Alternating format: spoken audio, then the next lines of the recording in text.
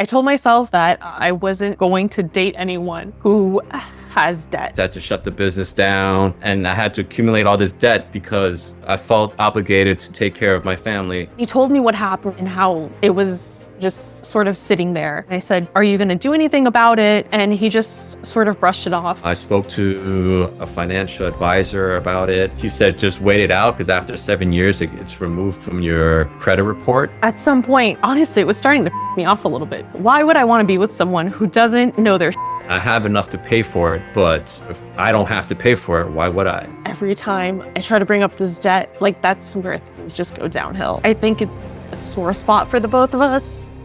If your partner said they would not get married to you unless you paid off your debt, what would you do? Today, I'm speaking with Rachel and Pierre. They're 31 and 42 years old. They've been together for 4 years and they live together in Brooklyn. Their goal is to get married and start a family, but one thing is stopping them: Pierre's $60,000 business debt from before they met.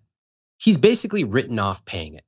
And Rachel says she will not say yes to a proposal unless there's a plan for that debt. I'm going to look at their conscious spending plan right now, or their CSP, so we can see their actual numbers. You can download your own template of the conscious spending plan for free at iwt.com/CSP. Okay, they have $0 in assets, $134,000 in investments, $35,000 saved, $60,000 in debt, for a total net worth of $109,000. They make a combined $183,000 per year. Fixed costs are 48%, it's quite low. 15% investments, 11% savings, 26% guilt-free spending. Now, if we don't count the debt, their numbers look pretty solid. But if you've listened to this podcast before, you know that the numbers alone never tell the whole story. Let's meet Rachel and Pierre. Do you have an unhealthy relationship with money? Well, let's find out. Do you log into your accounts every single day? Not a good sign. Do you and your partner fight about money? Also not a good sign. Do you want to have a healthy relationship with money? If the answer to that question is yes, then I want to see you at one of my upcoming events. In fact, I want you in the room when it is packed with couples who have taken these random alerts they keep getting from spending $3 at Amazon into planning their rich life. I'm willing to bet even the most stubborn spouse is going to lean over and whisper to you, maybe we should do that. Walk in with a skeptic, drive home with a plan. Get your tickets at iwt.com/events. I will see you in September. Rachel, in your application, you said something that really caught my eye. You said you're both working towards marriage, but you will not accept a proposal unless this debt is handled. Is that still true? Not necessarily that it has to be paid off in full, but at least there's some sort of solution that this is being worked on, or that there's like, let's say the solution is paying it off, right? Then, okay, that's considered handled to me. I got it. Like there's a solution to it. Okay. So we're here because of Pierre's debt. I've known about this debt probably like early on, before we were, like boyfriend, girlfriend. I've known about it. And I told myself that I wasn't going to date anyone who has debt, because I don't want to have to deal with that. At the time I was in my late 20s, and I don't want that burden on me, right? I didn't want to have to deal with that. And when he told me what happened with his debt and how it was just sort of sitting there, I asked him about it and I said, "Are you going to do anything about it?" And he just sort of brushed it off. And over, I want to say maybe 2 years ago, I brought it up again. And I asked him, I said, "How much debt do you have?" And he's like, "Oh, I think I have, some stuff here, some stuff there." And at some point, it was starting to me off a little bit, because I thought, well, why would I want to be with someone who doesn't know their What happened? It's a business credit card debt. And it wasn't anything personal. It had nothing with personal debt. Before that, I never had debt. 30 something years of my life, I was debt free. My credit score was between like 760 and 780. I opened a vape shop. It was a shared space with family, and they couldn't cover their share of the rent, so I ended up covering their rent and not paying off the credit cards. So, and then when New York had passed all this legislation regarding, flavored e-juice and what can be sold or can't, and not being able to move my license, it hit me hard, and I kind of like gave up. I was like, you know what? I knew that it would be on my credit score for 7 years, and after that, it would be off the credit score. And from there, I figured I could start rebuilding my credit. What do you think made this different, where you went 30 plus years of no debt, of being quite responsible with debt, to suddenly accumulating a larger amount of debt and then not paying it? Number one, I didn't find a job afterwards. I did a little later on, but for a couple months, I was just upset that I had to give up the space, had to shut the business down. Because at the time when I shut it down, it was the #1 rated vape shop in New York City, or one of the top ones. And, I was doing well. So losing that really hurt. I felt like I had an obligation to help family. So a big part of that, also contributed to it. I'm the eldest child, and I have 2 little sisters. My dad passed away when I was 20. So for the longest time, I tried to grow and find my own path, but at the same time, I had to take into consideration, like, I was man of the house, or I had to help my mom with the business, with the taxes and any administrative work with her business for years. And when I finally found something and I was good at it, it was a successful business. And then I had to shut it down, and I had to accumulate all this debt because, I felt obligated to take care of my family. What did you feel? I felt angry. I felt upset. I felt heartbroken. Angry at whom? At myself, at having or feeling the responsibility of, being there for my family. Mm-hmm. Do you feel angry at your family? No. During that time, before I shut down the business, I felt good because, my mom sacrificed so much and gave me so much. And like, this was the least I can do for her. Okay. Rachel, how many times have you brought up this debt? Definitely at least 5, maybe 6 or 7 times. Okay. And how many times has Pierre brought up the debt? I think 0, maybe 1. Okay.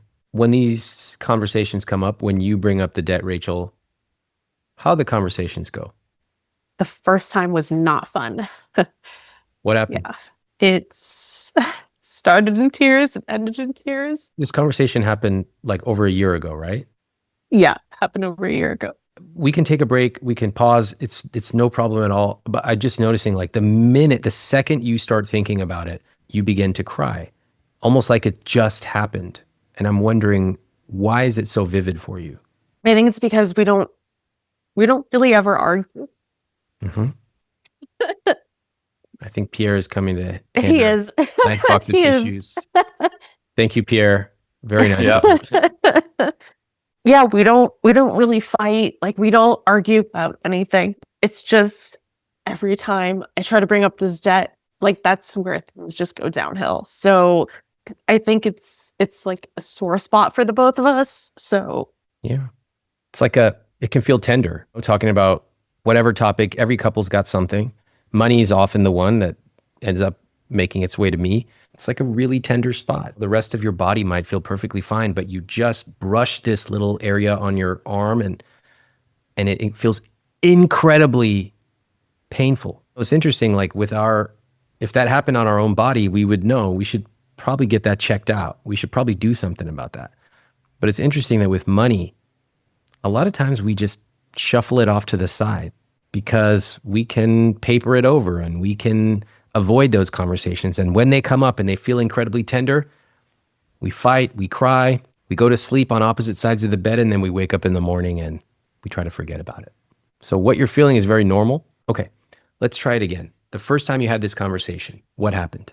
I remember we were sitting in the bedroom and I asked him, I was like, oh, how much is your debt? And then I asked him, I said, log into I think it was Experian or TransUnion, Equifax, whatever it is, because it lists everything. And then from there, that's just where we started going through the list. What was the gist of it? You were asking him questions. He was responding to your questions. And then what was the general gist of that conversation? Just figuring out how much debt he has. And what was your reaction? Just thinking, damn, that's a lot. But it's manageable, right? You deal with people that have hundreds of thousands of dollars in debt. For something like his, I think it's like 60 some thousand in debt. So it's not horrible and it's not accumulating interest. My biggest concern was, is this debt accumulating interest? Do you find yourself minimizing your own problems a lot? Possibly. Pierre's nodding his head yes. Oh. Striking that you're discovering your live-in boyfriend of many years has $60,000 of debt, which you had to, quote, bug him to share. And your first response is, oh, it's actually not that bad because other people have hundreds of thousands of dollars of debt. What do you make of that, Rachel? Yes, I could be blowing it out of proportion a little bit. Which part are you blowing out of proportion? The amount of debt that he has. You think you're blowing his amount of debt out of proportion? Possibly. When were you taught to put the feelings of others before your own? It's how I was raised. Oh, really? Sorry. Yeah. Okay. Yeah. Okay, we'll get to that. Can we role play the conversation or conversations that you have about this debt? Because I think I have a general sense of how the conversation goes, but I'd like to try to almost observe it like a fly on the wall. So what I'd like to do is I would like to sit here and I would like for the two of you to recreate one of those conversations as closely as possible, using the exact words, using the person who starts the conversation, they respond the way they did, and the other person responds the way they did. Put yourself in the mental space of that conversation, and let's pick it up at the last time or one of the times you talked about debt. Go ahead. Hey, babe, is it okay if can you find a way to figure out how much debt you actually have? Yeah, I actually looked it up, and it's about $60,000. Do you know if there's any interest on it, or do you know where exactly No. it is? No, I doesn't shown any interest. It hasn't risen in years. I spoke to a financial advisor about it, and he said that, if it was like the first or second year of the debt and you didn't plan to pay for it, you could have filed for bankruptcy. But this far into it, he said just wait it out, because after 7 years, it's removed from your credit report. I have enough to pay for it, but if I don't have to pay for it, why would I? Okay, so what about the Amex? That's about $33,000. Well, that's they want a judgment on it. And after 10 years, I was told that they would probably try to sue me again to get another 10 years to collect. And when that happens, I'll reach out to my lawyer, depending on where I'm working, and see if we could do a settlement.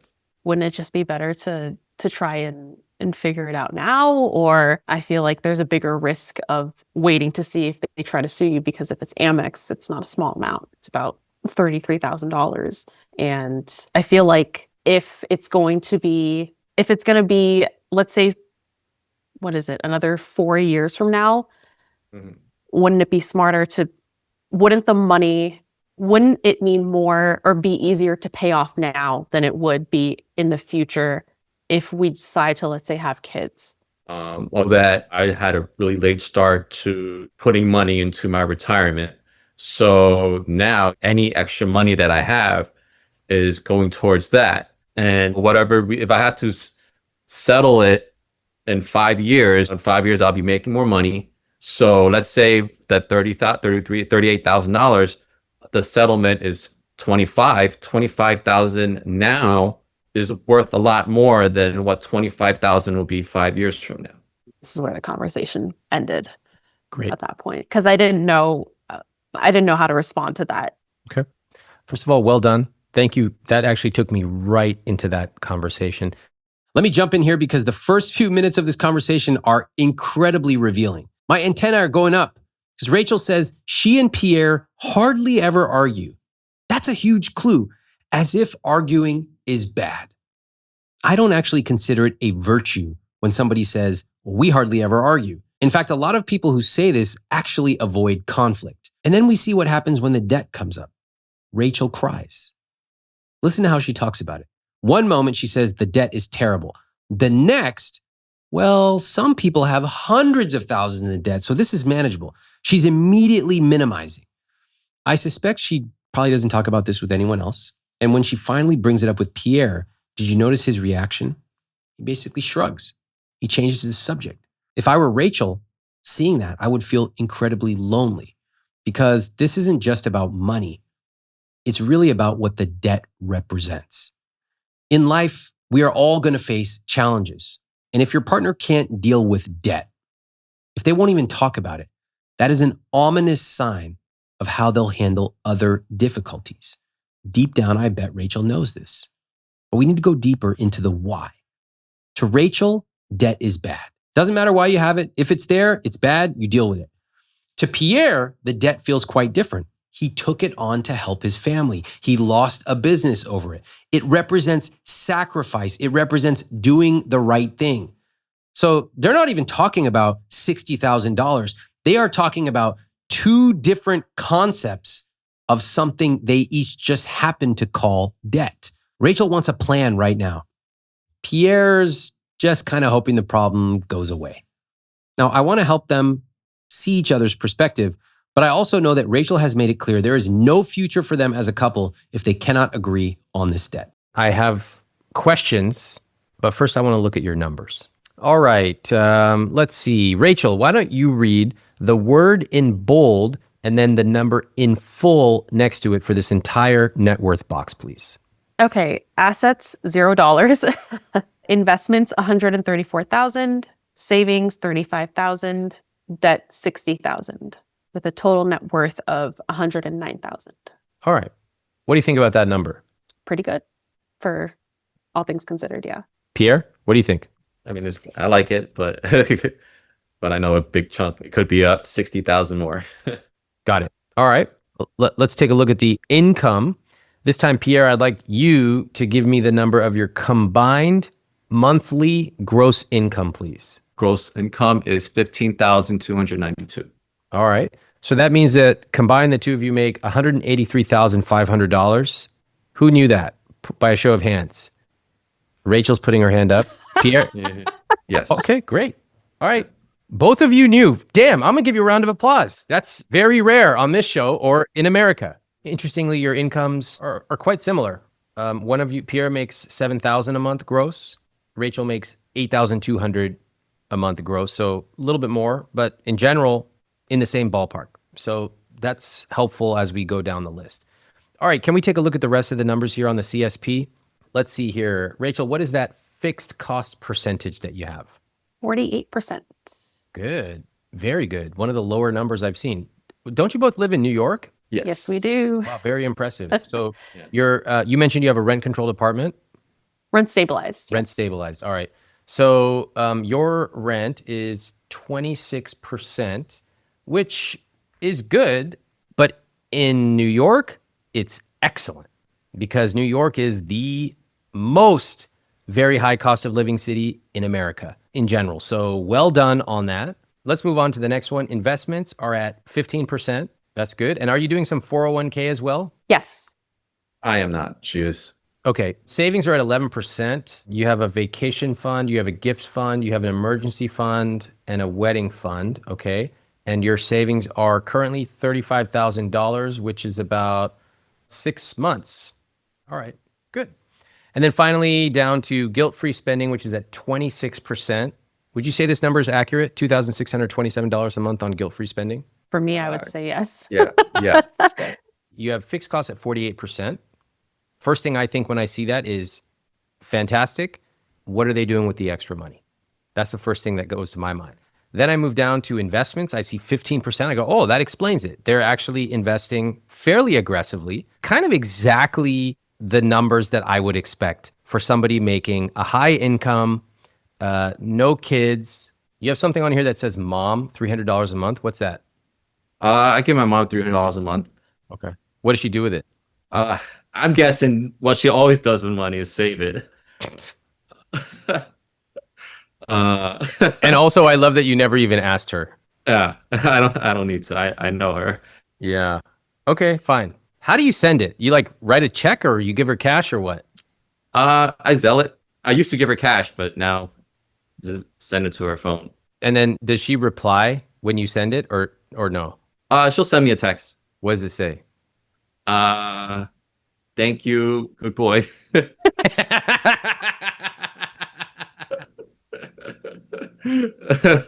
Oh my God. Adorable. Adorable. God. I love moms. All right. Yeah, she doesn't live too far from my work, and she'll like make food and bring it to me so I could bring it home to Rachel.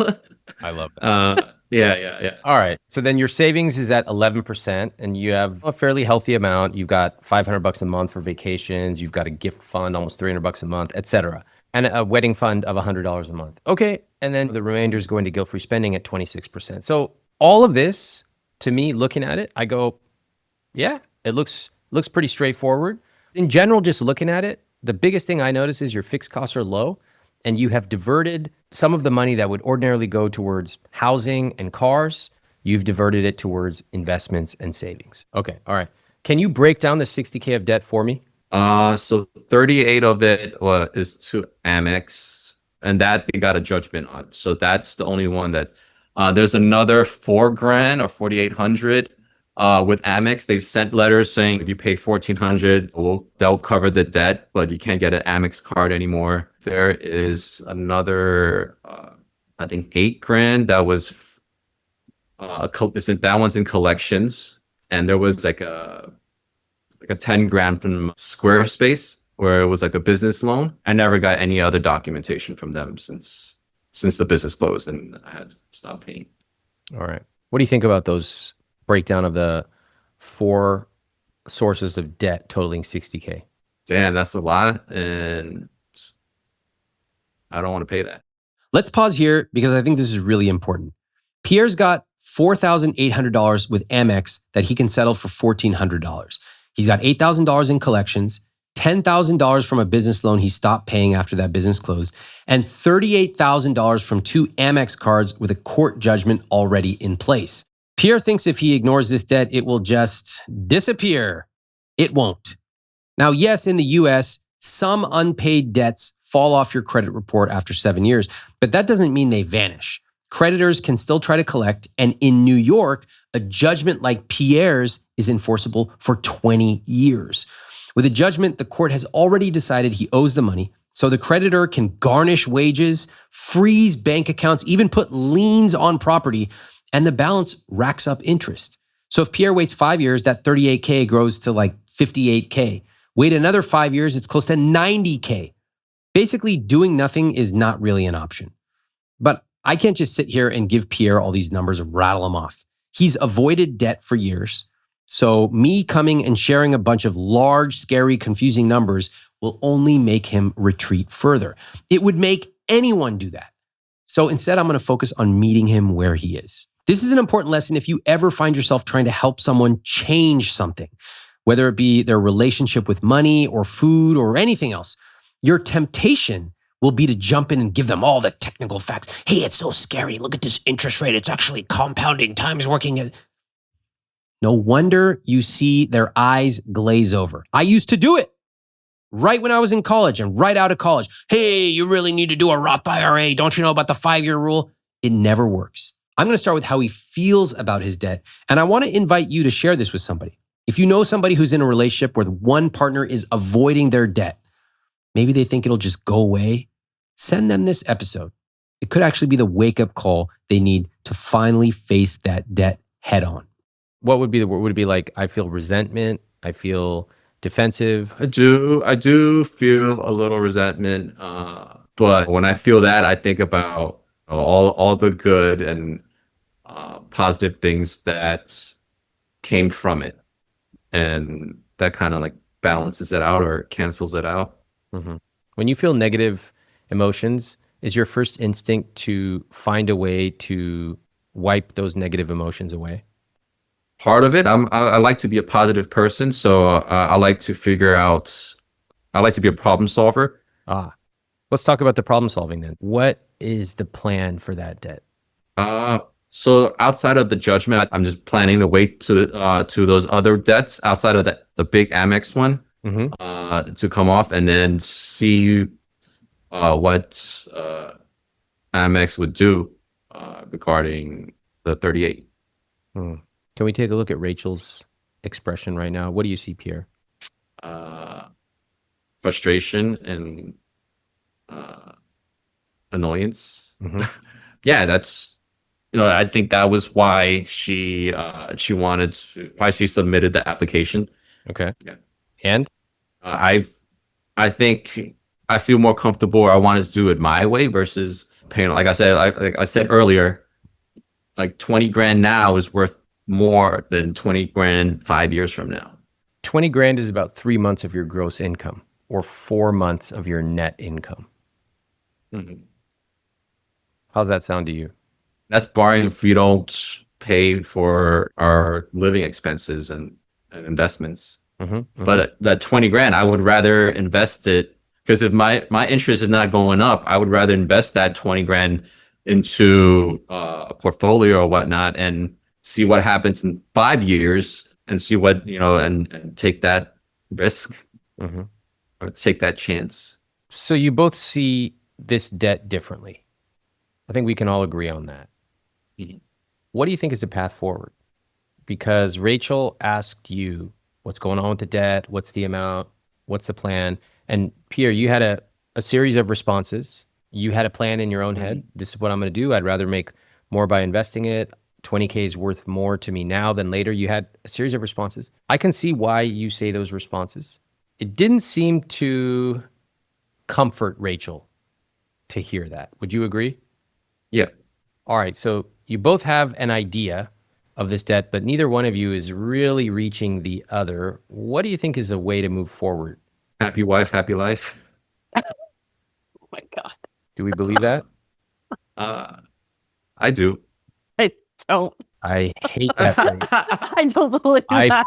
I detest that phrase, but I'm going to go with it for just a second. Okay, if that's true, happy wife, happy life, then technically wouldn't you just do what she said and pay off the debt? That's one way to go about it. When that happens, it's like, so I think it's my way would cost the least. She's worried about finding a new apartment when her family gets bigger and we need to find another apartment. And one of the solutions for that is because right now my name isn't on the lease. So there's no record of me paying rent, aside from me sending her money. But if we can put my name on the lease and we pay everything on time for a year, at least a year, when we go in apartment hunts, it wouldn't be an issue because there's proof showing that we're responsible rent payers. Okay, so option one is happy wife, happy life, pay it all off. Option two is put Pierre's name on the lease, hopefully build up his credit enough that if and when you go to find another apartment, you can both do it together. Okay. Are there any other options of how you might come together? Aside from me just not paying and just waiting it out. Yeah. That's the third option. That's what's going on right now, right? Yeah. That's the default option. Right. There's only one problem with these options, which is, from what Rachel, you told me in your application, your relationship is at a standstill. You will not accept a marriage proposal unless there is some kind of plan from Pierre to address the debt. Is that correct? Correct. Which of those plans would allow you to move forward in your relationship? Pierre? When you say plan, like, is my waiting it out a plan considered a plan? Ask her. Or is that a plan? If that's the best option, look, I've come to realize that just because it's not what I like to hear doesn't mean that it's not the best option for us. I think because for the longest time, I kept thinking, oh, okay, you have to pay off this debt, right? Because if you don't pay off this debt, then your credit is not going to get any better, right? That's my biggest concern. If I have to put your name on the lease, that's fine. I have no problem with that. I'm trying to think of other ways that we could help boost your credit. And again, right, if this debt is still hindering that or hindering any way to build your credit, that's just my concern. I'm lost. And I do this for a living. Okay. I guarantee Pierre is lost too. Okay. Does anybody even remember what the question was? Would we still be able to move forward in our relationship if I decide to go with my plan and see at least wait 2 years so that a portion of it will be off of the credit report, and then maybe reach out to Amex after that? Or I think by now it's probably going to be less than 2 years for the ones that are currently in collections to fall off. Guys, way too many words. And neither of you can see the dynamics. You're talking yourself into spinning and doing nothing right now. Does anybody even remember what the question was? would we still be able to move forward in our relationship if I decide to go with my plan and see at least wait 2 years so that a portion of it will be off of the credit report, and then maybe reach out to Amex after that? Or I think by now it's probably going to be less than 2 years for the ones that are currently in collections to fall off. Guys, way too many words. And neither of you can see the dynamics. You're talking yourself into spinning and doing nothing right now. Do you all realize that? Pierre, you're asking a question that has like 30 sub-questions in it. Pierre, do you want to get married to Rachel? yes. Okay, great. Let's start there. The only question that matters is Pierre asking, if I did this strategy, would you be open to getting married? And it's a yes or no question. Okay. Let's try it with each case in turn. Pierre, go ahead. Take the first example. If I asked you to marry me and we did blank, would you say yes? Go ahead, step by step. If I asked you to marry me and I chose to wait it out, would you still marry? No. Why? I'm trying to like be as black and white with this as I can, because I feel like it's still going to affect your, I don't know. I feel like it's still going to affect your credit score. So it affects my credit score, but if it doesn't affect us renting an apartment, buying a house, the only other thing is if it's a car loan, which we live in New York City, we won't need one. But if we go somewhere else, I don't need a new car. I feel like we would be able to buy something a little more affordable where we don't need a big loan. Is maybe an answer. When you both gave me the gift of role playing how your conversations go, I immediately saw the roles that each of you play when it comes to talking about money. Rachel, you are thrust into the role of being the person who brings it up. And you are furthermore thrust into the role of being the person who has to increasingly ask with increasing specificity and intensity, what about this? What about that? What about this? You use the word bug. I have to bug him.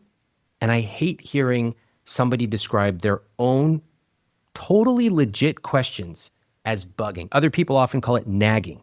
I hate that word. It's very gendered. But that is the role that you have both been thrust into and accepted being thrust into. You accepted it. Pierre, you have a very nice countenance. You answer the questions. You're not trying to evade on purpose, at least as far as I can tell. But you're essentially doing this. Watch my body language. 6, 4, 2 years from now, you're answering questions as if there's a gun to your head and your only job is to answer questions.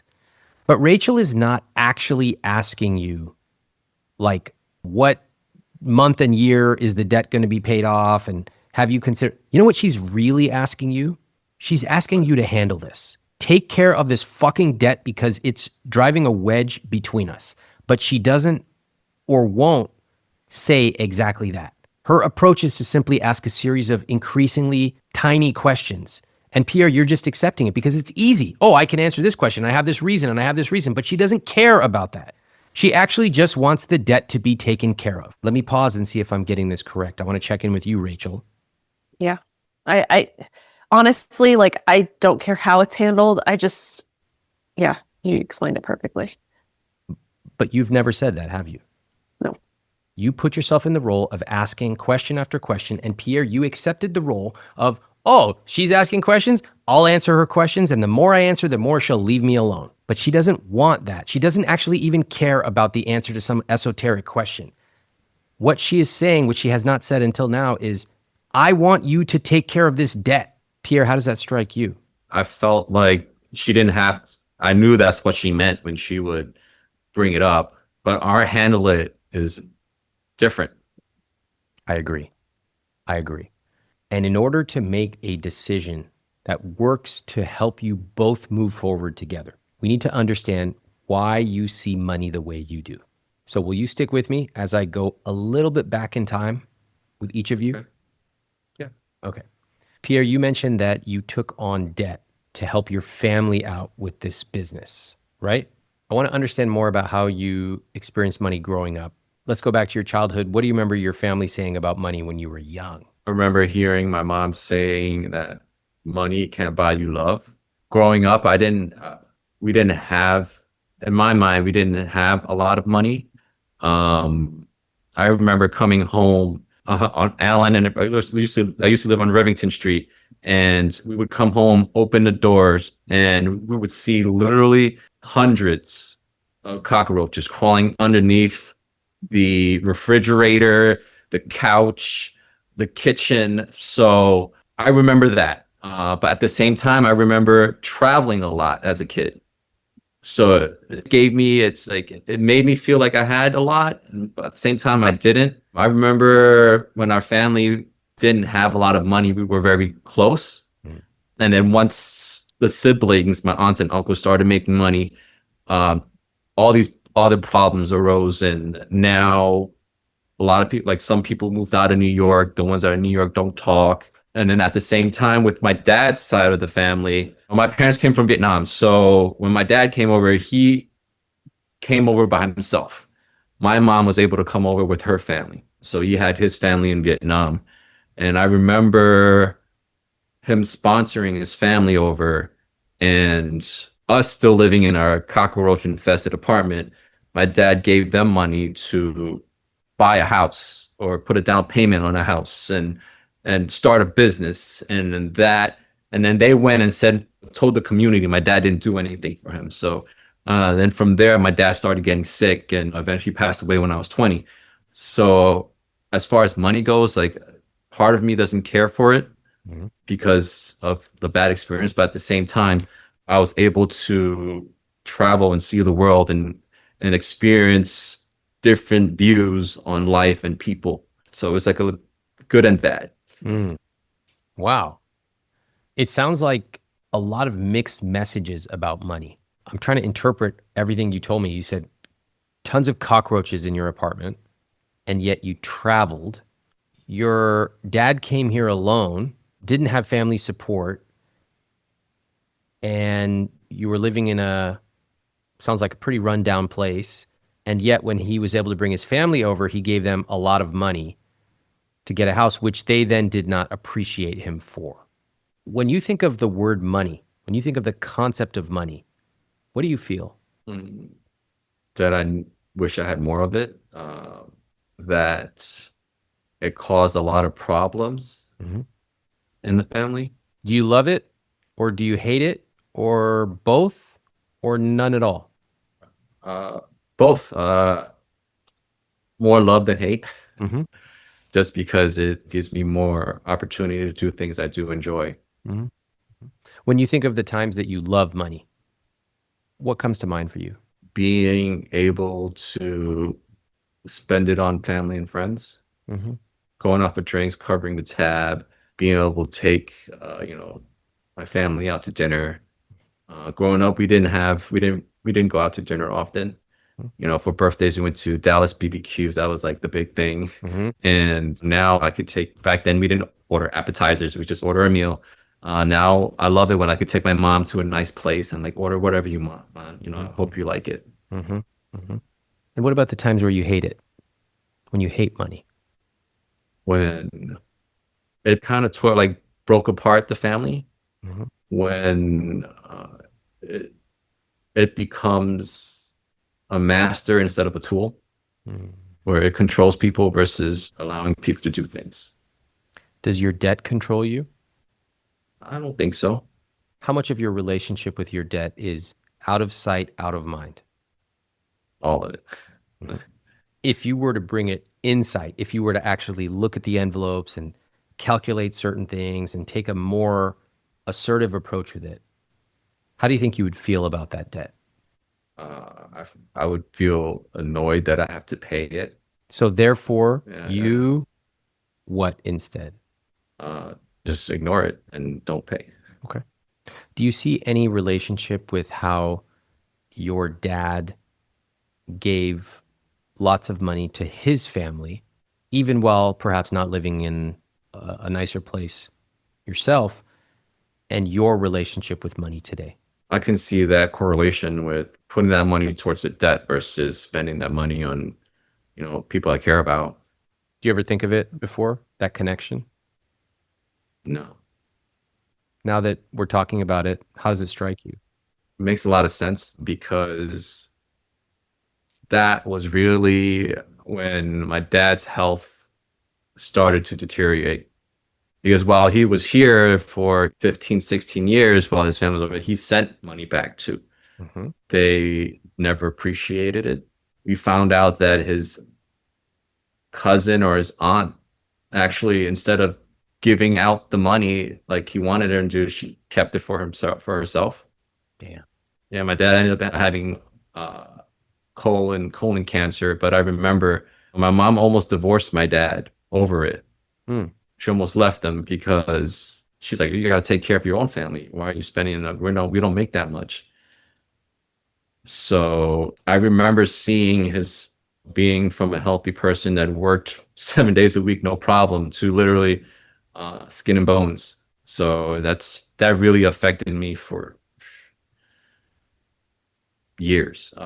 It wasn't really until like maybe my mid-30s where I really got over it or accepted it or was able to move on. So I do remember trying to be like him while at the same time being an Asian American and trying to find my way in society and Yeah. and in the culture. It sounds really hard. Yeah. It sounds like you went through some really tough stuff. Most people don't grow up on Rivington with cockroaches. Most people don't grow up with mixed messages about money. Most people don't grow up seeing their dad pass away in their 20s. I didn't. I can't imagine how difficult that would be. And that shapes the way life and relationships and money. I can't help but point out the striking similarities in the story about your parents and what is happening right in front of us. You said that your mom almost left your dad. What is Rachel saying? What is the origin of us all talking today? Is Rachel saying, I will not accept your marriage proposal if you don't address this financial issue? You see the similarity? They're almost identical. Yeah. My dad, when he was here in my adolescence, probably his cousin was also ended up coming over here, and they actually took a loan now, or got some money or inventory and used his name. So that actually gave him bad credit for 7. So now I'm just remembering it now. So he had bad credit for 10 years or so, like, and same thing, they took the money, ran. I know that they're living in Jersey. Last I remember hearing that they had a liquor store somewhere and never repaid my dad for anything. So I see a lot of money go out and not a lot of appreciation coming back. So like with this debt, I pay it off. What appreciation am I seeing? Wow. That's actually a profound realization that for generations in your family, the debt may have been taken out for a very good reason. There may have been a reason, but think of all the problems that it generated. And even when it was paid back or somebody was generous to another person, no appreciation. In fact, betrayal. And so this debt, which isn't by a family, it's based on a family member, family business. You took it on.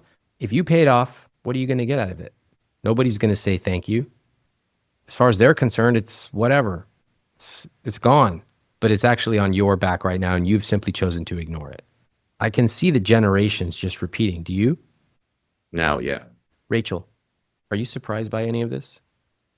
I am actually. I knew stuff about his family and most of that stuff, but some of that was actually news to me.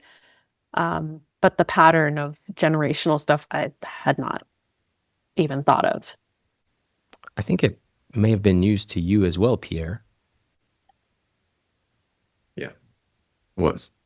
Well, this is truthfully why I feel so honored to be able to speak to you and to other guests that come on this show. Sometimes I certainly did not know this.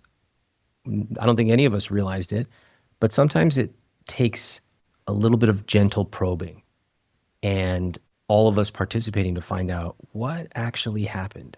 And it is so common that we go through our entire lives simply just operating on instinct and never pausing to go beneath the surface and go, why do I feel this way? But why am I resentful about my debt? Why am I avoiding all this debt, which, how did I even run up in the first place when I was debt-free into my 30s? There's something here.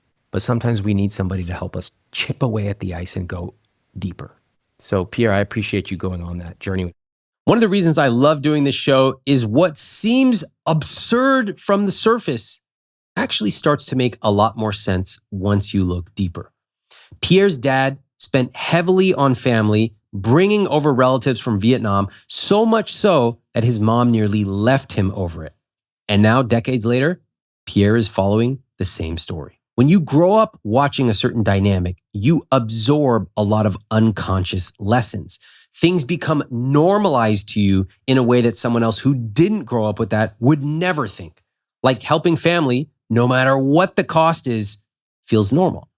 You would never even think of saying no. It wouldn't even occur to you. The way we handle money today as adults is often shaped from these early experiences. And your parents don't have to be from a different country for you to have a deep set of invisible scripts about money. Just ask yourself, what did I learn about money growing up? What lessons did I take away?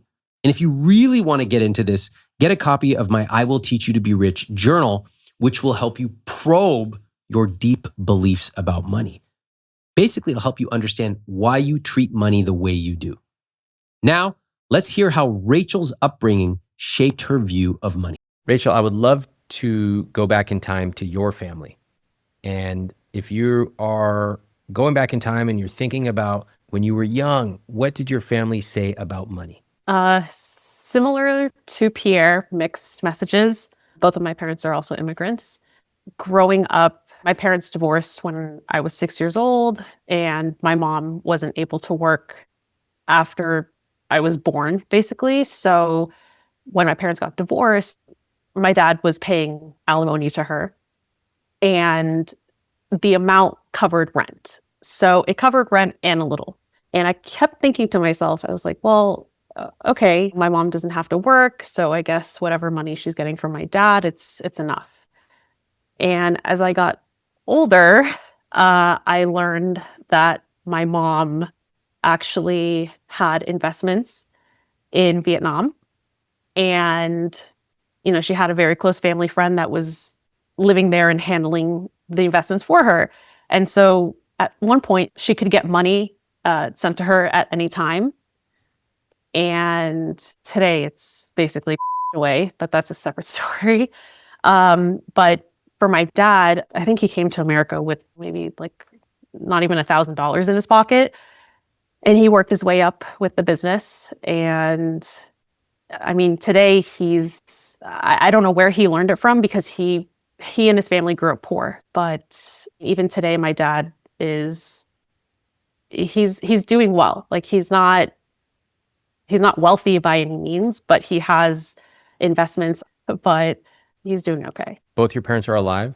Yes. And do you have a relationship with both of them? I do not have a relationship with my mom at the moment. Okay. With your dad, do you ever talk to him about money? From time to time, it's not very detailed. He'll usually ask me, oh, do you have enough money in your bank account? Mhm. He actually started, when I was in high school, he actually started a Roth for me. Great. I had no clue what it was. I did not look into it as a kid, but he started one for me. And then from that point on, it's actually steadily grown. Okay. You said your dad is now fine with money. He's not wealthy, but he's not poor. Say like middle class, upper middle class, something like that. Yeah, I'd say probably middle class to upper middle class. Okay, cool. Okay, Rachel, I'm going to ask a question. Feel free, if you don't feel comfortable with it, we can totally pass. But out of curiosity, why don't you have a relationship with your mom? So she had investments in Vietnam where it could set her up. So she all that money away, and the internet is probably going to have a field day with this. A few years ago, she got scammed by a Nigerian prince. Yes. And I have gotten into many, many arguments with her about it because back in the day, I was not making a lot of money. And she started asking me to send her money. I got into so many arguments with her saying, you're getting scammed. Why are you talking to this person? You shouldn't be talking to them. You shouldn't be giving money to them. And she started asking our other family members for money. And to this day, it's still going on. Oh. It's happened where she's opened and closed multiple bank accounts. I've even called, I will never forget. There was one day where I called Chase Bank and I said, I'm letting you know my mom is coming to your bank to send a check to someone in Africa. She does not know anyone in Africa. Like, she is an Asian woman. She does not know anyone in Africa. Please block this. And so because they blocked it, she closed the bank account with them. And then she opened another one somewhere else. So all that money that she had, she could have moved back to Vietnam. She could have been totally covered. She could have been fine. And instead, she just decided to give all of this money away. I think she's probably given about maybe $60,000 to this person. So maybe even more. I don't know. It's gone on for years. So this happened pre-pandemic. I'm so sorry. So she could have paid my debt. She could have paid his debt. Honestly, it's crazy. I'm so sorry. I know people personally whose parents, often moms, are in the midst of being scammed, and it is so difficult. It's almost like no matter what you show them, doesn't matter. They are just like captured. Okay. How does that make you feel about money, Rachel? Frustrated. Just really, really frustrated. For the longest time, the relationship that the money relationship I have with my dad is very different than the relationship I have with money relationship I have with my mom. Mm-hmm. I say that because growing up, my mom always told me, oh, just ask your dad for money. Mm-hmm. Because my mom would just always get monthly checks from my dad. And I never, ever felt comfortable asking my dad for money. Never even for an allowance. Even to this day, I don't ask my dad for money. Why? I think it's because when my parents got divorced, my mom really pitted me against him. And I think for so many years, I really held a grudge against him. And like, she made him seem like such a bad guy. I don't know. I never felt comfortable asking my dad for anything. I remember he would always try to make up for it by buying me things. And that's never really what I wanted from him. My dad really, I think his love language is gift giving because he doesn't really know how to communicate like in other ways. Mm-hmm. Especially like when it comes to like, I think what I really want with him is quality time, but he doesn't know how to do that. Where's your dad from? He's from Israel. Okay. Yeah. So the love language you wanted to receive was not gifts. It was quality time with your dad. I think so. Yeah. Okay. You mentioned that you never asked him for things. Even today, you still don't ask him for things. Yeah. Do you ever ask Pierre for things? No, I don't think so. Mm-hmm. Do you think it's the same reason? Yeah. Mm-hmm. Have you ever asked him clearly and concisely, directly, to pay off his debt? I don't think clearly and concisely, no. Pierre, any surprises hearing Rachel talk about her history with money?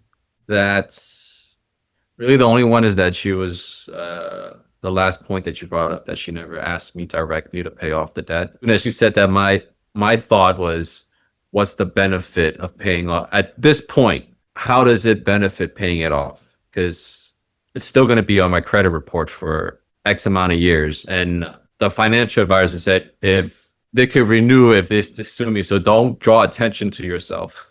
We'll get to the financial part of it, but can I ask you something, Pierre? What do you do for a living? I'm a director of front office. Okay. First of all, Rachel has not even asked you, even after I pointed it out, to pay off your debt. So that's not anything she's asking. We should be very clear about that. But what's interesting is when you started to explore that concept in your head, your first reaction was what? What's the benefit? What's the benefit? To retreat to logic and dollars and ROI, which I find ironic for two reasons. Number one, I'm not sure you're particularly good at it. Then the second thing is you are retreating to the comfort of what some financial advisor told you, but you're ignoring the very person who's 1,000 times more important than Chet. Who is that person? Rachel. Yeah. I've made decisions about our family finances that I wouldn't do myself. Financially speaking, I don't think they were the perfect move. And yet my wife wanted to do them. And I was like, I'm hearing her. She wants to do something in a way that I wouldn't do it. But sometimes there are bigger, more important virtues than ROI. And I think, Pierre, in your situation where you've mentioned you want to get married, and Rachel, for the first time today, has said, I will not get married unless there is a clear plan for that debt, a plan. I think that might be a higher virtue to start thinking about than pure ROI. How does that strike you? Makes sense. I get it. Okay. All right. Rachel, what patterns do you see in how you handle money today based on your family upbringing? I don't ask Pierre for things because I don't ask my dad for things. Yep. What else? What's your greatest fear with money? Greatest fear. I was in a situation before where I didn't have any savings, I didn't have a job, and I almost didn't have a place to live. So I think my greatest fear is getting back to that, which is why I don't think I'll ever get back to that spot, but that was definitely like the lowest point in my life. It must be scary to entertain the idea of getting married to somebody who seems quite lackadaisical with tens of thousands of dollars of debt. Yeah. And if that debt grows, if it accumulates interest, or if something were to happen similar in the future, that could put you in the position of your greatest fear. I don't know. I'm thinking out loud. What do you think? Yeah. Isn't it amazing how you can almost draw a straight line between how we treat money today and what we saw growing up? I am always fascinated by these parallels. We saw it with Pierre, and now hearing Rachel's backstory, we see it again. Her dad was careful, deliberate with money. He even opened up a Roth IRA for her in high school, and that's where her methodical approach comes from. But then she watched her mom get swindled out of tens of thousands of dollars. No wonder she is totally averse to debt. One lesson that she took away seems to be you can stay safe by never relying on anyone else. Maybe that's why she's never asked her dad for money, not even today. With Pierre, she's never directly said, I want you to pay off this debt. She's hinted, she hoped he'd get the message, but she's never actually made a clear ask. But we have to be very honest that when you don't set clear expectations, you can't really be surprised when they're not met. A rich life is more than money in the bank. It's about being honest with yourself and the people around you, what you want and what you need. Rachel hasn't done that. When I point this out, Pierre retreats into his comfort zone. Numbers, ROI, some financial advisor's opinion. Okay, that's safer than facing the emotional truth. that the person he calls his number one priority is telling him as clearly as she can that she feels unsafe with his debt. Rachel avoids asking for what she wants. Pierre doesn't allow himself to truly hear what she's saying. And until they break that pattern, they are stuck. If you have ever struggled to talk about money with your partner, sometimes it turns into a fight or just a dead end. I want that to change. I got a free guide for you. You can download it at iwt.com/partner. Now I'm going to see if we can get them to create a new dynamic. But before we go on, if you were me right now, what would you do with Rachel and Pierre? Can you imagine a relationship where you were crystal clear about your expectations? Like, in my relationship, this is what I expect. Like, my wife once told me, not once, she told me this multiple times. My wife said, when we are out in public, I expect that we support each other. We are not rolling our eyes. We're not jabbing at each other. We are always having each other's back. She said it point blank. That is my expectation. Like, God damn, I love that. It's so direct. It's so honest. It's just setting, and here's my standard. It's up here, and this is what I expect. Rachel, what would it feel like to be so clear about your expectations in a relationship that you just said them? No caveats, no equivocation, no minimization, just simply, this is what I expect in our relationship. It would be great. What if you did that for your financial situation? What would that look like? I think it would clear things up a lot. I think it would be better for where we are now and for future conversations surrounding money. Okay. You're both dating, you're both living together, and you both mentioned that you would like to get married. What is the timeline on that decision? Soon. That's a great question. Like, are we talking like 6 months, 2 years? What are we talking about here? No, I would like to be married within the next couple of years, for sure. Yeah. Okay. That's fair. So that means kind of like engaged within a year, married a year after that, right? Not to hold you guys to some date, but I'm just trying to get a sense for what's the universe we're talking about here. Right. Okay. Pierre, do you think that Rachel's concerns about your debt are valid?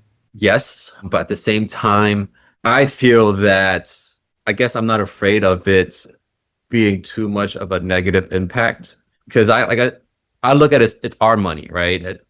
Money that we could spend in other ways. Okay. What about it's your Pierre's debt, and if you got married, it would be both of your debts. I don't want her to if I needed to, I could take a loan out and pay it off tomorrow. Okay. But for me, is that money well spent? Aside from making her feel better, and that's number one thing. I want her to be happy. Is that true? I don't think so. I believe that you want her to be happy. I believe you guys have a pretty healthy relationship. It's pretty obvious. But money is a big part of a healthy relationship. And while I'm not trying to argue that you should pay off your debt all today, I'm not arguing that. We haven't even gotten to that. Yeah. But I don't think your financial behaviors are matching up with the concept of, I want Rachel to be happy. I don't think you've actually had one substantive conversation about this debt. I think your conversations, Pierre, have basically been you figuratively crossing your arms and just answering her questions. I think a big part of that has to do with most of my life having to figure things out myself. Uh-huh. And I haven't had too much help with finding answers a lot. Part of that is probably I grew up not asking for help. It was the man thing to do. Figure it out. Do it up. Figure it out. Yeah. Keep going. So in this situation, it's figure out. I've always been, all right, this is my plan. Execute it. Do you think you have figured out the solution to your debt? No. Okay, I agree. And Rachel is saying, I don't feel you figured it out either. So Pierre, I think that your strategy of trying to figure it out on your own is not working effectively.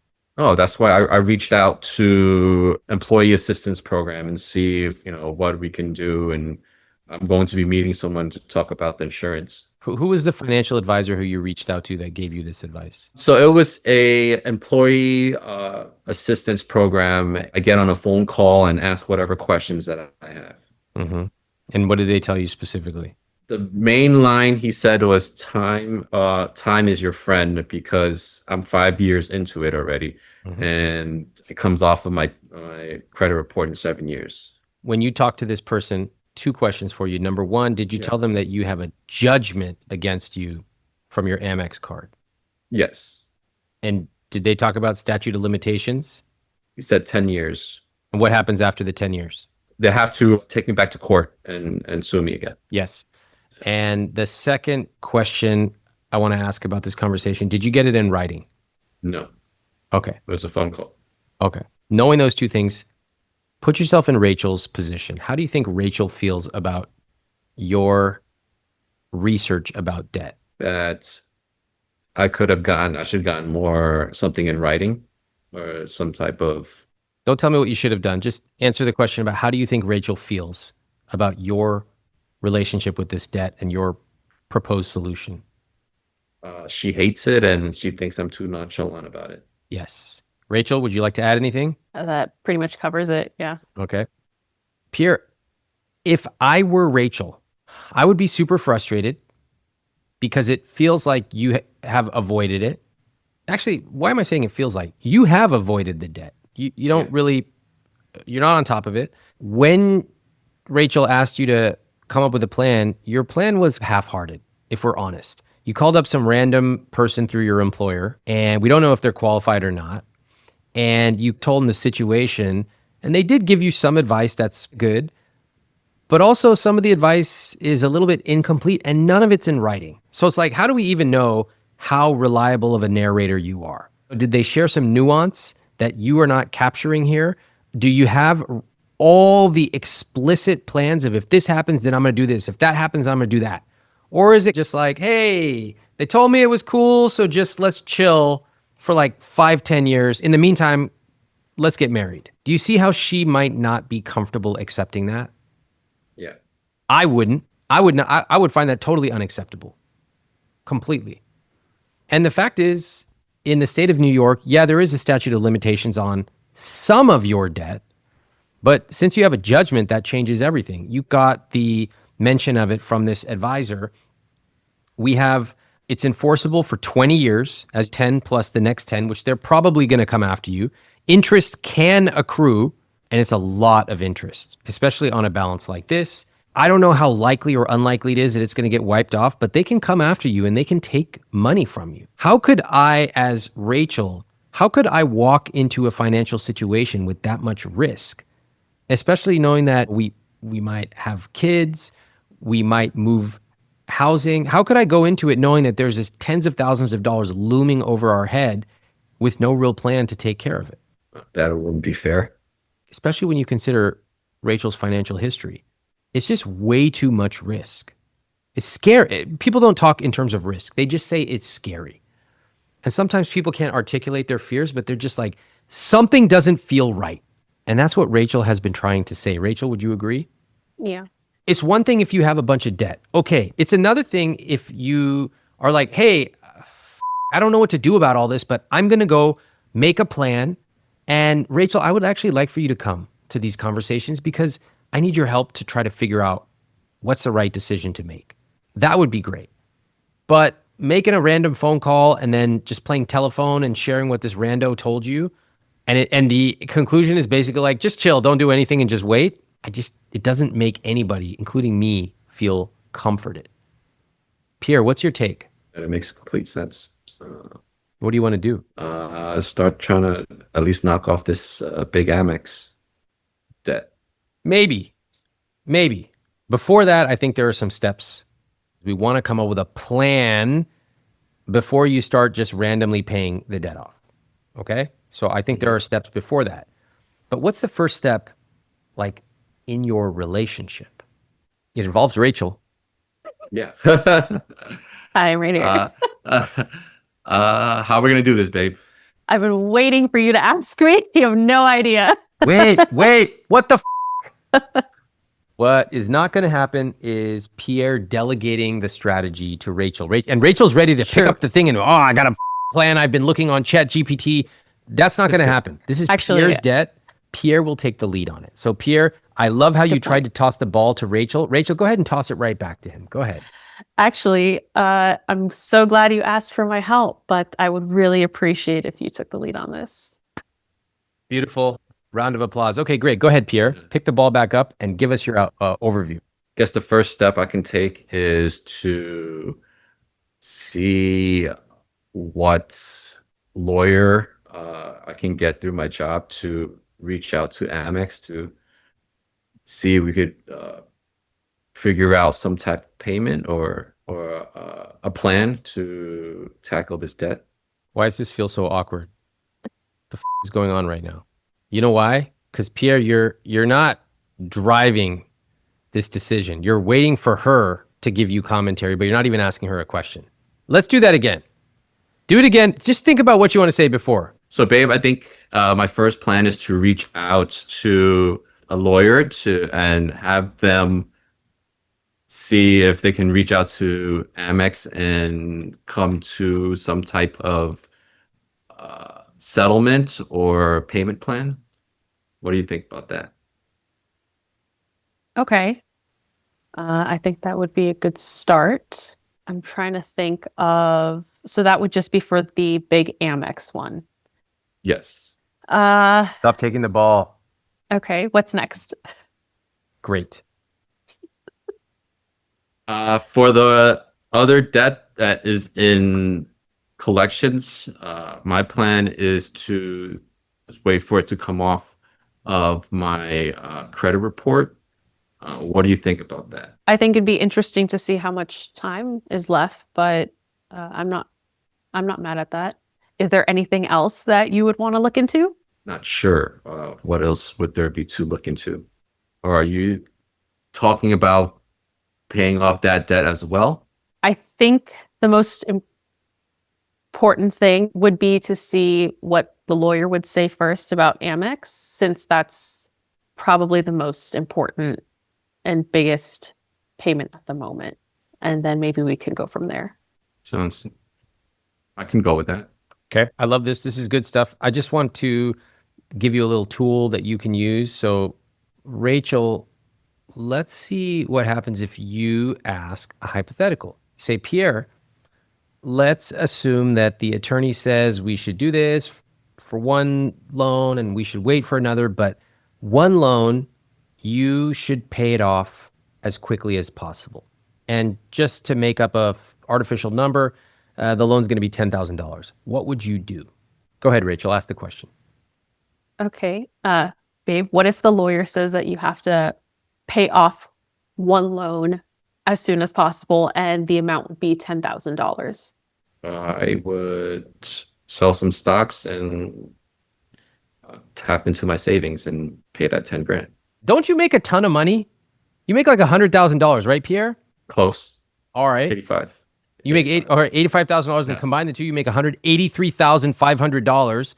I'm sure if you need to pay off, let's say 10 grand in a year or two, you could find the money for that. What do you say? Yeah, I can do that. All right. What if it meant you couldn't go on one of the trips you were going to take? Yeah, we'll just take a cheaper trip. Or no trip. What's happening right now? I feel like we're on different dimensions. He's gutted. Pierre, have you ever not done something you want to because of debt? I don't spend more than what I have. Well, you have $60,000 in debt, so that's not true. I could pay it off, but I have enough to pay it off. All right. Where is the money that you have to pay it off? In your investments? Yeah. Okay. What do you think of this, Rachel? I think selling off investments is probably not the best choice. If it covers my debt, if I could not take one trip and cover my debt, for sure. Wait a minute. That's the first time I've heard you say that. That's actually awesome. That's how savvy people think about it. Sometimes even the savviest of people can get into a debt situation. Business flops, medical expense, etc. Everybody's going to go through some type of crisis in their life. I don't blame them for that. What is important is to be able to adapt. And for most people, they have not had to turn down something they want in order to pay off debt that they hate. You hate this debt, Pierre. You're resentful of it. You told me that. And so it feels even more painful to not do the things you want to do, like take a trip. So what I'm trying to show you is there's a psychological element here. It's not just math. Like, yeah, you have money to pay for it, and yet you haven't paid for your debt in years. And what I'm trying to get at, and what I think we're starting to crack the code on, is if you could make a huge dent in some of the debt that you owe by not taking a trip or two or eating out less, maybe you'd be willing to do it. Is that true or not? Yeah, I have no problem with it. Okay. Awesome. That's a breakthrough. Round of applause. That's big. That's really big. That's awesome. Rachel, how do you feel about that? I think that's great. Pierre started this conversation by handing the ball over to Rachel over and over again. What do you think about that? Is there anything else you'd want to look into? It sounds polite, like he's including her, but it's actually a way of him avoiding responsibility. I'm going to be really blunt. When you are the one with $60,000 of debt, you need to be the one leading the conversation, not waiting for your partner to do it for you. And every time you hand off the decision-making, you're essentially telling them, this is your problem too. No, that's not how it works. But fortunately, we have a breakthrough because by the end, Pierre stopped tossing the ball back and he kept it for himself. He started driving. He came up with the ideas. He acknowledged Rachel's frustration. For the first time, he said he would give something up that he wants in order to make progress on the debt. That's the kind of shift I look for, from avoidance to ownership. That kind of shift is something I can work with. So now that Pierre is finally taking ownership, I'm going to get really direct about what I think he should do next and exactly how to show Rachel that he is serious about it. Can I be very crisp with what I think you should do about this debt? I just want to be a little bit directive here, okay? Do not pay a single cent until you talk to a debt settlement attorney. When you go to this debt settlement attorney, which you will find, you can look through your workplace, but you might just want to find somebody else, okay? In general, I don't like going to attorneys through my workplace, all right? They have a lot of heavy workload and it's unclear the incentive structure and all kinds of stuff. You have money to pay for a debt settlement attorney, find one. Interview 2 or 3. I always interview 5 vendors whenever I'm looking for somebody important. 5. And Pierre, I think this is an awesome opportunity for you to begin showing Rachel how seriously you are taking it. I would set up a spreadsheet. I would tell Rachel, my first step is to find a debt settlement attorney. Here's the link to my spreadsheet. I'm going to be tracking my calls. And by the end of next Friday, I'm going to pick somebody who I'm then going to hire and engage. Now, how do you think Rachel will feel about you making a plan and starting to execute on that within a matter of days, Pierre? She would probably pop on a knee and propose to me. Very good. Listen up, all you freaking nerds listening to this podcast. Logistics are a big turn on. I don't care what anybody says, all right? You heard it here first. Okay, so making a plan and executing, great. Next, you get the debt settlement attorney, all right? You hire them, you call them. And instead of doing what y'all started to do, y'all started to self-diagnose. Well, we only really need to talk to them about the Amex debt. How do you know? You're not a debt settlement attorney, so don't try to do their job for them. Just come prepared with your entire spreadsheet. This is the interest. This is when it started. This is the balance. All the relevant information on one page. Make their job easy because you're paying them probably by the hour or whatever engagement. Make it easy. And let them tell you what to do.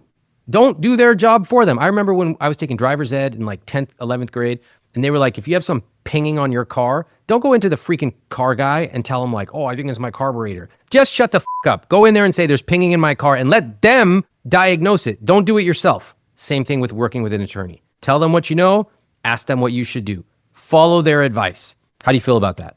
Yeah, sounds about right. All right. Rachel, how do you feel about that? Sounds good. Can we look at the CSP and take a look at some of the numbers? Sure. So currently you have $134,000 in investments. You have $35,000 in savings, which is about like 7 months of savings. Okay. $60,000 in debt, as we discussed. As a reminder, you make $183,500 and your fixed costs are low, 48%, which is allowing you extra money that you currently have focused by investing. So you're investing about $1,461 a month, okay? And you're saving 11% or $1,125 a month. You're also spending $2,627 or 26% on guilt-free spending. So, in general, things look pretty good. I don't really have any comments on your fixed costs since they're at 48%. I do want to ask, can we just set some money aside proactively for the debt? Can we just find some money? Because I assume you're going to have to pay off some of this debt. Yeah. So where would the money come from? Be from my guilt-free spending. Okay. That would be you currently, Pierre, spend $1,196 a month on guilt-free spending. Mm-hmm. What do you want to do? I could put an additional like 300, 400. Yeah. So we'll take you down to 796. 796 here. And for debt, we would take you up to 400. It's not bad. How much should I put around? How much can I put for my wedding? Okay, you tell me. What? I'll take one less vacation. All right. So what do we drop this $250 a month on vacations to? We could do 150. Okay, so you're dropping it by $100. That's perfect. Yeah. That takes you right down to $100 towards the wedding. Nice work. Yeah. Great. Mhm. And then like these gifts, I know you like to be generous. Just ask yourself, is it part of your invisible script that you have to be giving gifts? Or is there another place you might rather put that money? Or do you just want to keep doing it? It's totally up to you. I'd still have to give gifts. Like I can't give no gifts. Okay. So you tell me. Right now you are giving $125 a month in gifts. Over the course of a year, that's what. $1,500. Yeah, I could be less generous with the gifts. Or let's put it another way, I could be more responsible with my immediate family's finances. See the difference? Mm. Profound different positioning.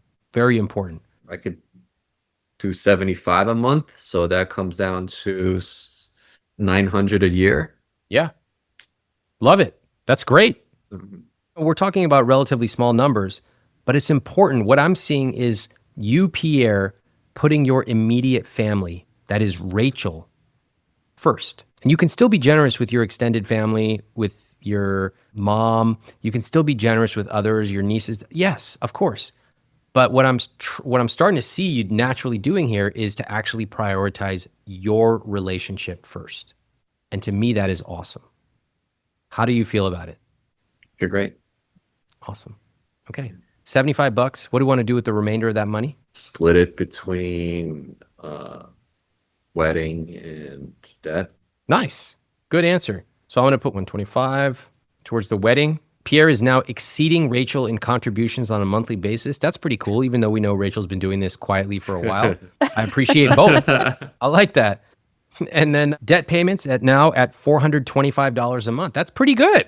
That's pretty good. That's very impressive. We're talking like $5,000 a year in debt payments. And if you needed to, you could increase that number. Let's see here. Yeah, it's possible you could contribute a little less to post-tax retirement. I wouldn't necessarily start there because I love seeing you get aggressive now about your retirement. And then we have some other stuff. Like we have subscriptions. You could drop a little bit. Clothes, you could probably drop a little bit.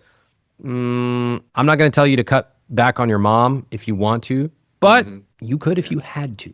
Yeah. It's important to know. All right. So you basically have cards to play. And of course, you can always work on the upside. In Earnable, our business program, we always teach people how to earn more money. So there's lots of different ways you can play it. Pierre, do you feel fairly equipped to be able to speak to that debt settlement attorney, to be able to find out about whole life insurance, and then to make some moves, financially speaking, to bring you closer together with Rachel? Yes. Okay.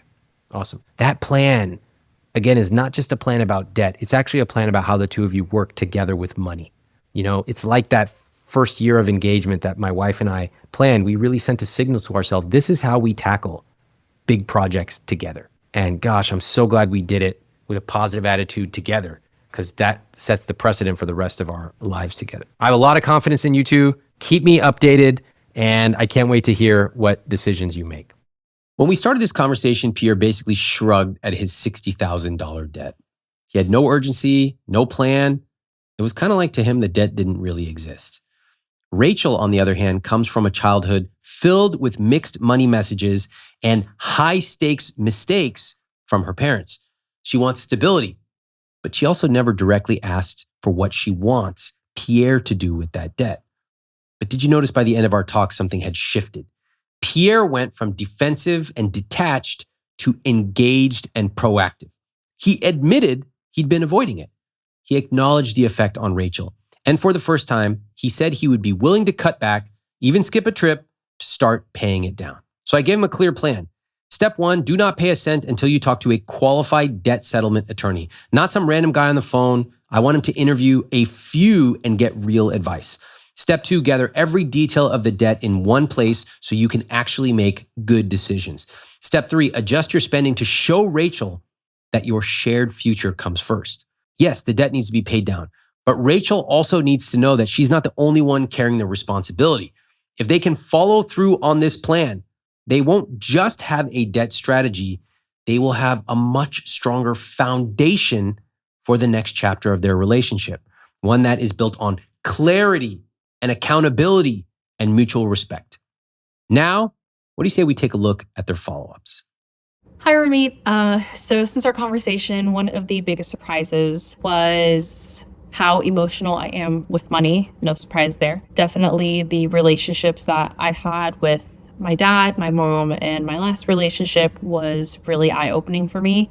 And I definitely don't want that to affect my current relationship and definitely how I pass that down to my kids. So that's definitely one of the biggest surprises for me. One of the takeaways is me definitely being more straightforward in conversations with money and being more direct with Pierre and just asking for what I need from him when it comes to money, because I'm able to ask him for anything else that I need from him.